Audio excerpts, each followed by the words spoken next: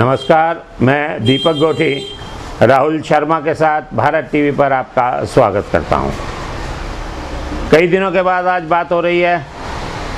बात करने का मन भी था, लेकिन व्यवस्थाओं में ऐसे व्यस्त थे कि समय नहीं निकाल पाए और आपसे चर्चा नहीं हुई। तो कोशिश करता हूं कि आगे हम लोग आपसे नियमित मिलते रहें, बात करते रहें, आपकी समस्याओं को सरकार तक पहुंचाते रहें। जैसा कि भारत टीवी का ध्येय है कि अगर हम आपकी एक समस्या को समाधान कराने में कामयाब होते हैं तो हम ये मान लेते हैं कि हमारा आज की बात का अगर कोई सार्थक परिणाम निकला है तो वो ये कि आपकी समस्याओं का समाधान हुआ है। आज बात करते हैं बरसात, सावन का महीना, जहाँ एक तरफ माँ गंगा का जल लेकर कावड़ बंधु निकलते हैं, वहीं इलाके में जब झमाझम बरसात होती है तो नर्क का साधन बन जाता है। कावड़ बंधु जब सड़क से निकलते हैं तो वो धरती जहाँ उनके चरण पड़ते हैं वो स्वर्ग हो जाती है, लेकिन बरसात की गंदगी उसे नर्क में तब्दील कर देती है। और ये सौभाग्य मिलता है दिल्ली नगर निगम को कि वो अपने कार्य में कितनी निपुण है। अभी तक 40% नालों की सफाई नहीं हुई।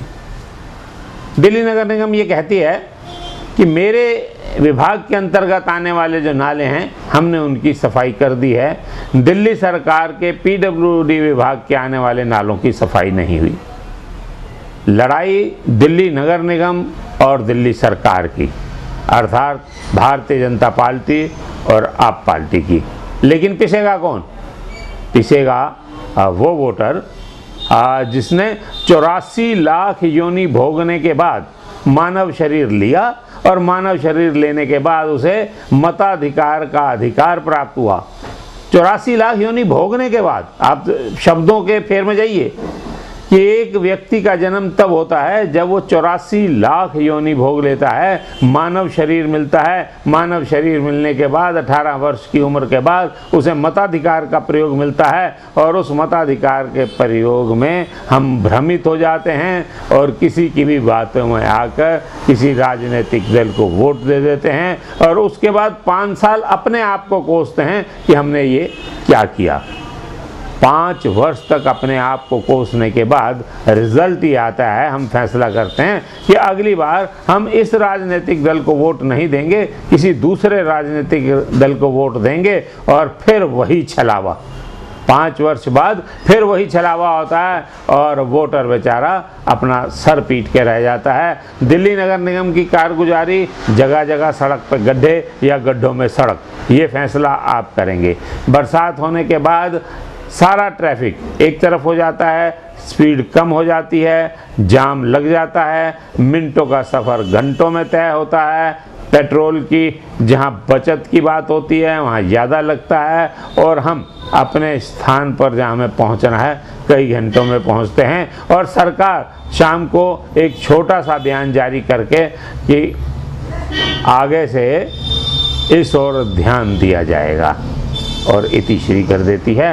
अगले दिन फिर बरसात होती है, फिर ढाक के वही 3 बात। कल रात सोए अचानक भगवान राम से भेंट हो गई।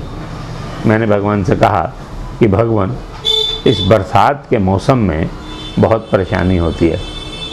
तो उन्होंने मुझे कहा कि तू मेरा प्रिय भक्त है, इसलिए मुझे तेरे पर तरस आता है, इसलिए मैं जमुना पार और ख़ासकर उत्तर पूर्वी ज़िला में बरसात कम करता हूँ कि मेरे भक्त वहाँ रहते हैं, उन्हें कीचड़ में ना निकलना पड़े, नरक की यातना ना भोगनी पड़े, नहीं तो मेरा मन तो बरसात का बहुत करता है।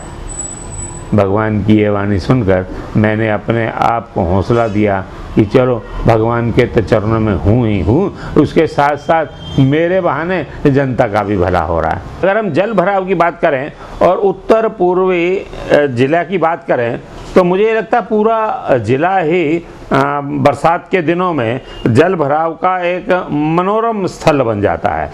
गरीब लोग हैं बेचारे, किसी यमुना नदी के किनारे या हरिद्वार गंगा जी के किनारे या बॉम्बे में जू पार्टी के किनारे नहीं जा सकते, इसलिए उन्हें वो नज़ारा यहीं मिल जाता है। अगर हम बात करें सीलमपुर की तो सीलमपुर मेन रोड नाव चलाने की स्थिति होती है।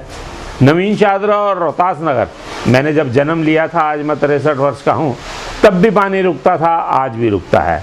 तब 2-4 घंटे में निकल जाता था, अब 5-7 घंटे में निकलता है, यानी कि तरक्की हो रही है। आगे चले मंडोली रोड है, उसमें भी लोग तैर रहे होते हैं। उससे आगे चलें रामनगर का इलाका, तो मैंने कई बार देखा कि 8, 10, 12 साल के बच्चे अधर नंगे कपड़े उतार कर किसी दुकान के पायदान पे रख देते हैं और उस पानी में लकड़ी ले लेते हैं और छपाक छपाक की आवाज़ लगाते हुए एक दूसरे पर छींटे मारते हैं। थोड़ा और अगर आगे को चल दें तो जो नई जेल बनी है, नाम तो जेल है लेकिन नई जेल बनी है, उसकी दीवार के साथ अगर आप चाहें तो तैर भी सकते हैं, क्योंकि कम से कम 2.5 से 3 फुट पानी तक अमूमन बात है। और आगे चल दें थोड़ा सा गोकलपुरी चौक की तरफ, तो गोकलपुरी चौक से लेकर और ये मैं कहूँगा कि TR साहनी के फ्लाईओवर तक, वहाँ भी पानी की भरमार होती है और वहाँ तो दिनों तक रुकता है। वहाँ कमाल ही है, आज बरसात आएगी तो अगली बरसात तक देखा जा सकता है कि पानी रुका हुआ होगा। और आगे चलें तो भजनपुरा चौक आ जाता है। भजनपुरा चौक से जब हम सामने करावल नगर की तरफ घूमना चाहें तो मुझे नहीं लगता कि हम घूम सकते हैं। भगवान भरोसे गाड़ी डाल देते हैं, निकल जाए तो निकल जाए, बंद हो जाए तो धक्के लगेंगे।